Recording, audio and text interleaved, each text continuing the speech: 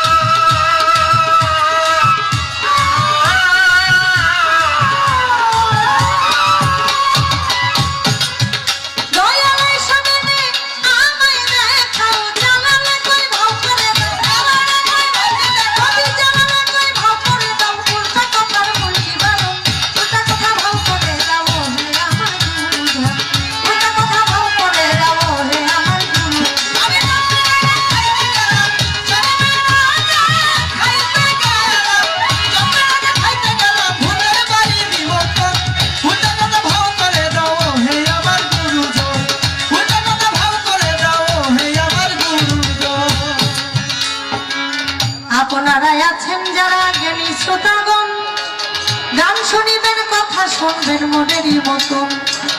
এইভাবে যদি আপনারা থাকেন একটু চুপ চুপ থাকিলে আমরা দুইজন গাইতে পারবো খুব। গুরু শিষ্য ভাবের পাল্লা সবারে যাই কইয়া একটি গান রাখলাম আমি আসরে দাঁড়াইয়া, এই গানের মধ্যে বাবায় অনেক কথাই আছে, বুঝাইয়া দিবেন গুরু বলবেন সবার কাছে। গানের মাঝে আছে কথা শুনবেন বন্ধুগণ, উল্টা কথা বাহু করে দাও ওহে গুরুধন। গানের মধ্যে আছে কথা শুনবেন বন্ধুগণ, উল্টা কথা ভাও করে দাও ওহে গুরুধন। এই গান লেখা কবি জালালউদ্দিন খাঁ, তার এই গানের মধ্যে লেখা আছে, আমি জন্মের আগে খাইতে গেলাম ভূতের বাড়ি নিমন্ত্রণ, উল্টা কথা ভাও করে দাও হে আমার গুরুধন। যারে দিয়া দুনিয়া আলো তারে কেন দেখতে কালো, সাপের মনে ব্যাঙ্গে নিল ময়ূর পলাই কি কারণ। বাবার যেদিন মরণ হলো মাই সেদিন যুবতী হলো, মানে বাবাই যেদিন মারা গেছে সেদিন মাই যুবতী হইছে, আগে ছেলের জন্ম নিছে, তাই না কথার মূল বিবরণ। ভাইয়ের দেখা হলো পথে, ভগ্নি গিয়া উঠলো রথে, আমাবস্যা পূর্ণিমাতে কোথায় লাগে চন্দ্রগ্রহণ। শিয়ালের সিং সাপের পাস্তাও, গুরু এইসবে নে আমায় দেখাও, কবি জালালে কয় ভাও করে দাও উল্টা কথার মূল বিবরণ। সব কিন্তু উল্টা কথা। এই আমার উল্টানো কথাই আজকে আমার যিনি দয়াল গুরু তিনি আজকে এটা ভাও করে দিবেন। আপনারা এই গান থেকে এই বিষয়গুলো অনেক কিছু বুঝতে পারবেন আশা করি, কারণ যিনি গুরুর পাল্লা গাইবেন তিনি একজন জ্ঞানী গুণী মানুষ। আমরা তার কাছ থেকে একটু ভালো কথা জানতে চাই, তাই আমার শুরুতেই আমি আমার দয়াল গুরুর কাছে এই বিষয়গুলো আমার জানার ইচ্ছা। আমি জন্মের আগে খাইতে গেলাম, কোথায় খাইতে গেলাম ভূতের বাড়ি নিমন্ত্রণ, এই বিষয়গুলো আমার দয়ালের কাছে জানার বিষয়। আশা করি আপনি সুন্দর করে আমাদেরকে একটু বলে বুঝাবেন।